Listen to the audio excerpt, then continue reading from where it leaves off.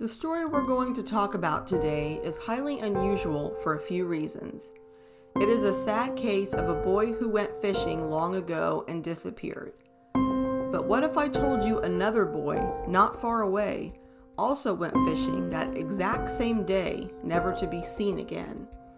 If I told you years later yet another child would go missing from that same area, also vanishing, would you be surprised? Let's talk about Edward Adams, Michael Stefan, and Marjorie West.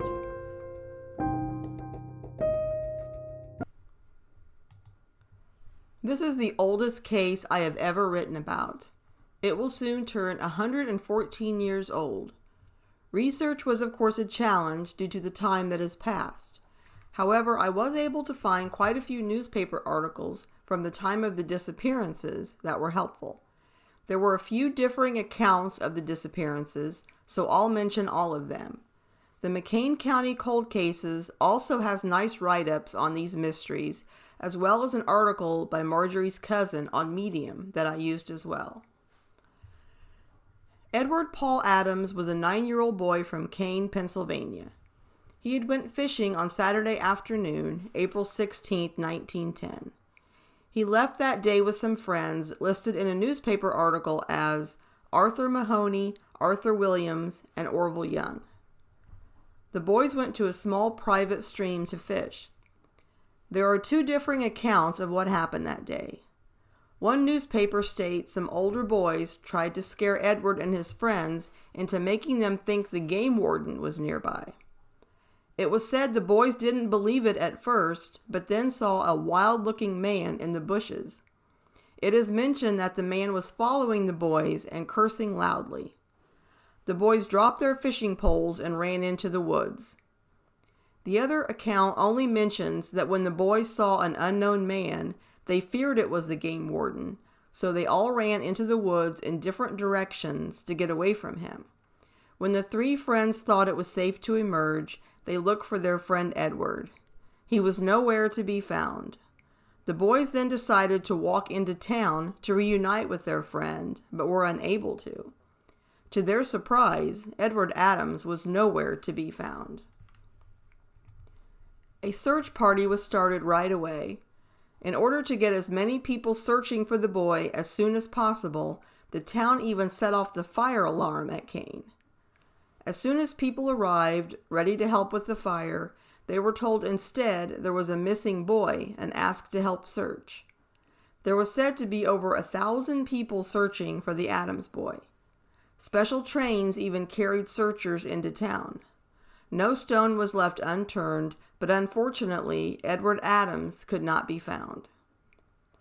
Only about 13 miles away, also on April 16, 1910, a 7-year-old boy, Michael Stefan, had went fishing that morning.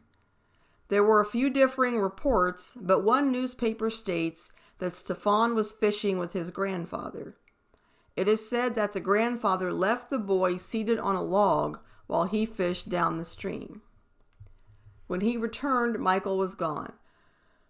A different account of the same day states that Michael went fishing with his friend George Jankovic at Windfall Creek until noon. George said he went ahead, and when he looked back, his friend was gone. The search for Michael was then started. There were hundreds searching extensively, and the creek was drained, but sadly, there was no sign of the little boy. There was a ransom note found 13 days after the boy's disappearance by mail carrier Carl II. It was found pinned to a wooden bridge near the Adams house, so it was thought to be in reference to Edward's disappearance. It said, "Will return boy for $10,000. On the back it read, "Leave reward." It was soon thought to be a hoax. There are a few interesting items that I found in old newspaper articles at the time of the disappearances that are not mentioned in recent day accounts. These are compelling and may even shed some light on this mystery, so I thought I'd include them. First off, there was mention of a young man. Accounts say he was either 24 or 34 years old. His name was Henry Arrowsmith. He was referred to as nearly demented, and said he had a history of wandering off. He lived in nearby Corydon and just happened to disappear the same day as the boys did. There was a frantic search for him as well, thinking he may have some information on the boys that vanished. It's unsure how long he was missing, but a newspaper article from 6 days after the initial disappearance mentioned that the search continued for him. It doesn't give a specific date, but does mention that the man eventually returned. It said he had no information about the missing boys. However, one newspaper account did state he was thought to have been in the same area as Edward Adams on the same day. The article even went on to say the description of the wild-looking man at the fishing hole by Adams' friends matched that of Henry Arrowsmith. Another article I found had a very interesting story. It talks about a nurse originally from Butler, Pennsylvania, who was overseas working for the Red Cross. Being from the area, she was very familiar with Edward Adams' disappearance. She came across a young injured man while working in an Italian hospital in France. This young soldier was fighting with the Italian forces. The nurse told him he looked American. He responded by saying that he was an American born in Kane, Pennsylvania. He said his name was Edward P. Adams and he had left his home when he was a little boy. The nurse was so surprised by her encounter that she wrote a letter to Mr. Adams telling him of her conversation with the young soldier. Edward Adams would have been 18 at the time, and his brother Homer, 22, was then serving in France. The government was contacted, and there was mention of trying to reunite the two brothers overseas, but that is the last mention of the mystery soldier. Hearing of this possible sighting, Michael's father, Mr. Stefan, also employed the government to check to see if his son could be fighting overseas as well. Over the years, there were several sightings of Edward Adams. One report even stated he was seen on a gypsy wagon 5 months after the disappearance. They were all thought to be false, however. It seemed the Stefans had to fight harder to keep their son's name and disappearance in the public. There was a $500 reward for Adams' return, but they struggled to come up with a similar one for Stefan's return, even asking the public to donate to it. One article mentioned concerns that it was because Michael Stefan's parents were considered poor, whereas Edward Adams' father was a superintendent of a gas company. There was a theory in a few newspaper articles that Michael Stefan's disappearance could even be because of the Black Hand. It was, at the time, described as an Italian extortion racket. The Stefans were described as Hungarian.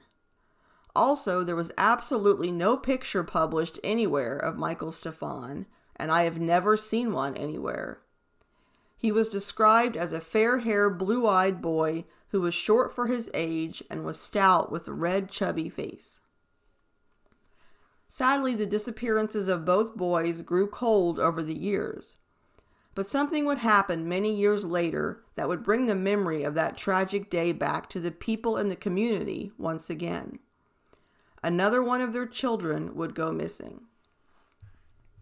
It was Mother's Day, Sunday, May 8, 1938. Mr. and Mrs. Shirley West of Bradford, Pennsylvania, had attended church that morning with their children, Dorothea 11, Alan 7, and Marjorie 4.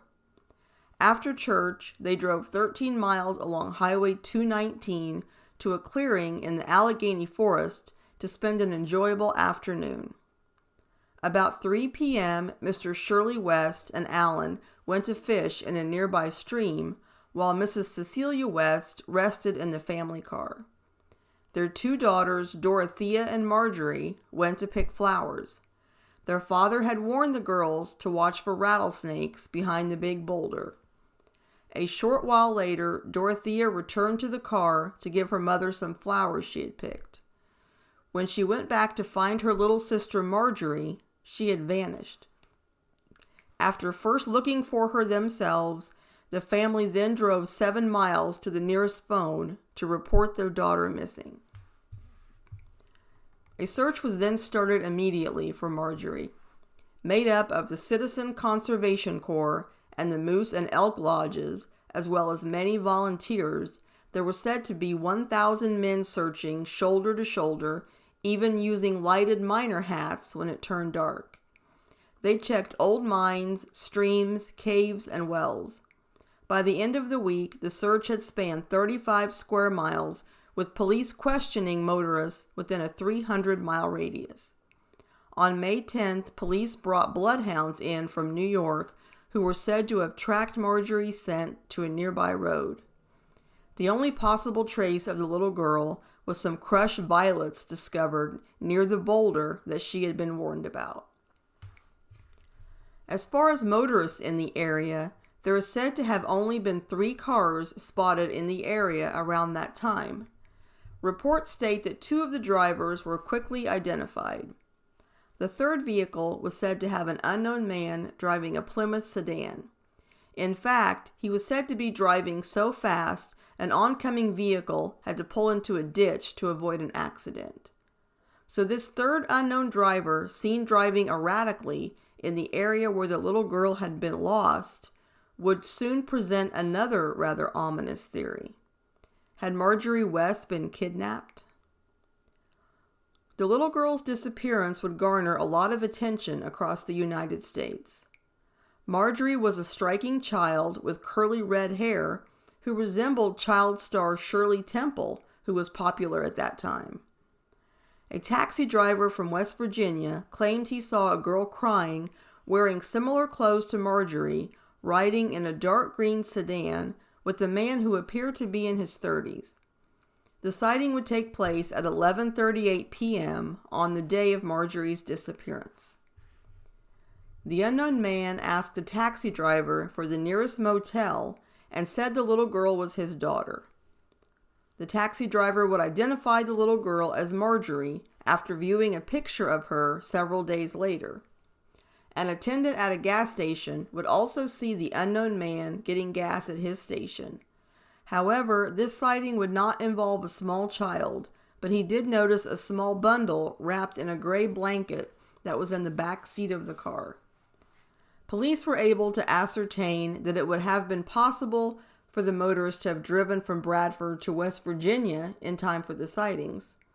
However, it doesn't appear the unknown man and child were ever able to be conclusively identified. An author, Harold Thomas Beck, wrote a book titled Finding Marjorie West in 2010. He had a compelling story to write about. I will say that some relatives of Marjorie have been critical of it as this account cannot be verified. However, it was very interesting, so I wanted to include it. The story goes that when Beck posted online about the Marjorie West case, he was eventually put in contact with a nurse who looked a lot like Marjorie's surviving sister, Dorothea. The nurse's mother told her a story on her deathbed, which she confided to Beck. Her mother revealed that she was not biologically related to her own daughter.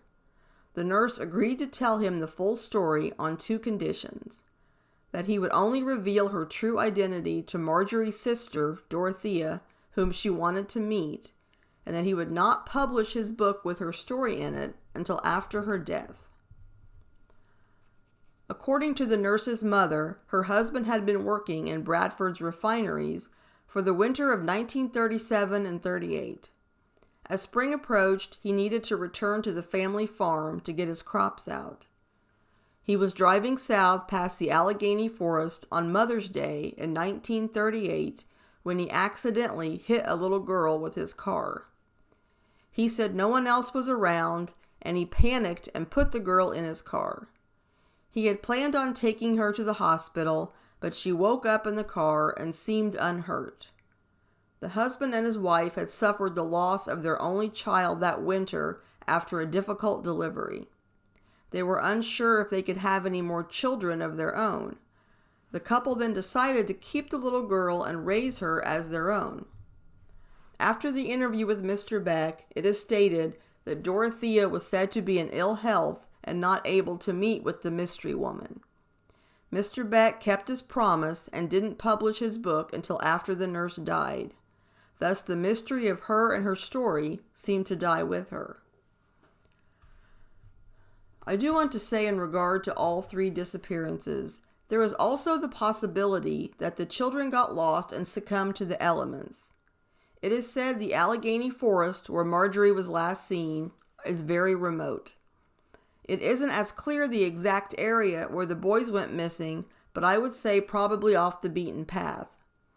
Another possible factor in these disappearances that I want to talk about is that area of Pennsylvania was said to be full of oil wells, as well as some mine shafts during that time. There was an article in 1962 that referenced the three disappearances and talked about old abandoned wells that had caved in, causing possible danger. They also detailed current efforts that were being made involving backhoes to close any open mine shafts that are discovered.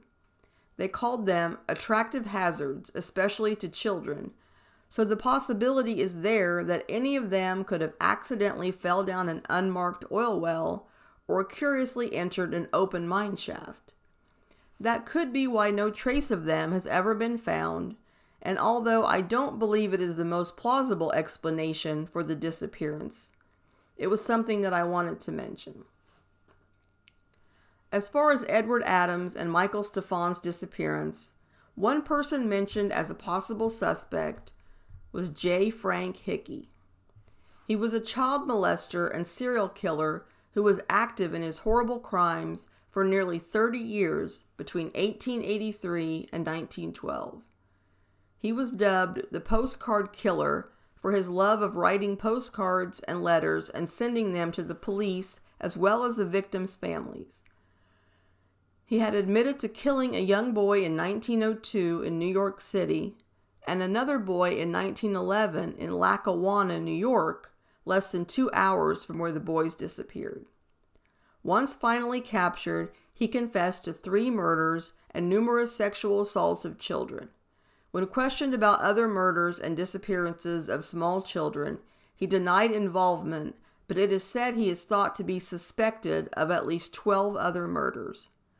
During his many years on the run, roaming New England, dozens of children had went missing or were found murdered, so he would be a likely possible suspect in the missing boys case. Now, as far as my thoughts on this case, I would say I don't have a clear-cut opinion as far as what could have happened. I do tend to think that Edward Adams and Michael Stefan may have suffered different fates that day. I think Edward Adams could have been abducted by the wild-looking man. A strange man following boys in a rural area is spotted, and within a few minutes a boy vanishes. Seems like more than just a coincidence. I tend to think Michael Stefan, being unattended, wandered off where the searchers couldn't find him and possibly died of the elements. There were no reported strangers around when Michael Stefan went missing, and it would be easy enough for a 7-year-old boy, especially being small for his young age, to get lost easily and not be seen. If the wild man did abduct Edward Adams, I don't think he was involved in Michael Stefan's disappearance too. He would have probably been on foot, and he would have had to cover about 13 miles in just a few hours. Plus, abducting and disposing of 2 boys, he would have had a greater chance of being seen, I believe, and the boys being found, dead or alive. As far as Marjorie West, I tend to think she was kidnapped. The search was so massive and immediate, I think she would have turned up if still in that area. She had picked violets specifically for her mother on Mother's Day, so seeing some on the ground near where she was last seen make me wonder if they fell to the ground as she was grabbed. I do understand why Marjorie's family would be skeptical of the nurse's story. On one hand, it seems like a very specific and odd story just to make up. But on the other hand, how was it explained to this couple's friends and family that a 4-year-old was now living with them? I do feel like that at that particular time, things like that wouldn't be questioned as much as they would be today. I will say that I don't think Marjorie West died in the Allegheny forest that day. So 2 boys go missing within a few hours of each other on the exact same day, only 13 miles apart. They vanish into thin air. If it is a coincidence, it is definitely a chilling one. Factor in another child going missing less than 20 miles away many years later in a similar mysterious fashion and never surfacing again. Is someone stealing children? Did the wild-looking man take Edward Adams, and could he be Henry Aerosmith? Or were they victims of serial killer J. Frank Hickey? What happened to Michael Stefan, a young boy just wanting to enjoy his Saturday?